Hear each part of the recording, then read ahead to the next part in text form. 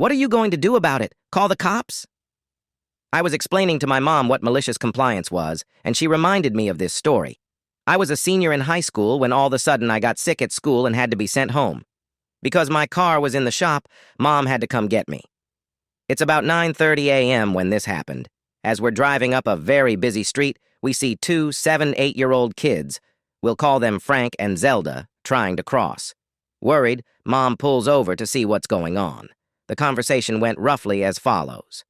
Mom: Kids, are you guys okay? What are you two doing here?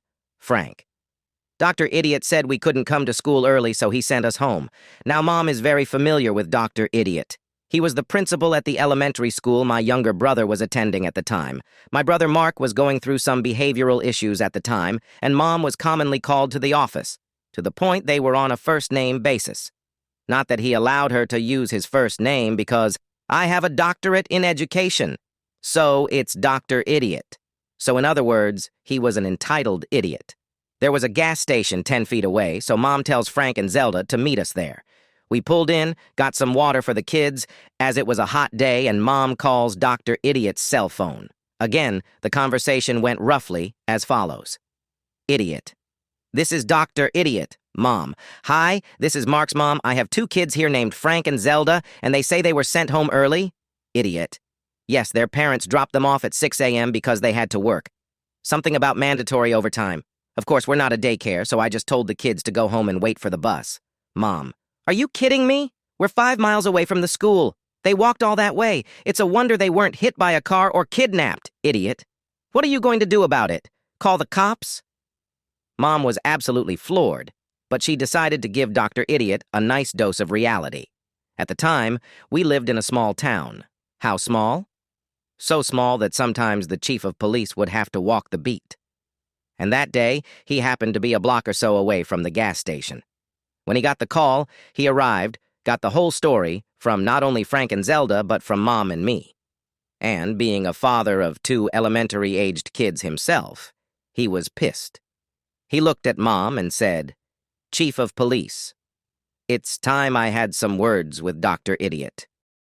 The chief of police drove Frank and Zelda to the school in the squad car, which they were super excited about, personally escorted them to their class, and then marched to Dr. Idiot's office and proceed to tear him a new butthole, telling Dr. Idiot that he'd help the parents press charges on him for child endangerment, among other things.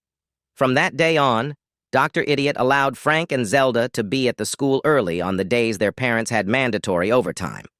Update. So I got some details from Mom about why Frank and Zelda were just dropped off at school. Their aunt works at the elementary school and had agreed to watch them until school started a couple of hours later. She wasn't on the clock. Frank and Zelda didn't live in a good part of town, and their parents, understandably, didn't feel their kids would be safe if they were alone. If Dr. Idiot had driven them home to wait for the bus, it wouldn't have gotten on the chief of police's nerves. Update 2. As for why the aunt didn't see the kids, the parents dropped the kids off 10 minutes before the aunt arrived, and Dr. Idiot assured them that he'd watch the kids for the 10 minutes. Once they were gone, he told the kids to scram. When the aunt got there, she came in a different direction so she didn't see them. He told her that the kids hadn't been dropped off. Since they were at work, workplace was very strict about cell phone usage. She had no way to reach them to confirm that.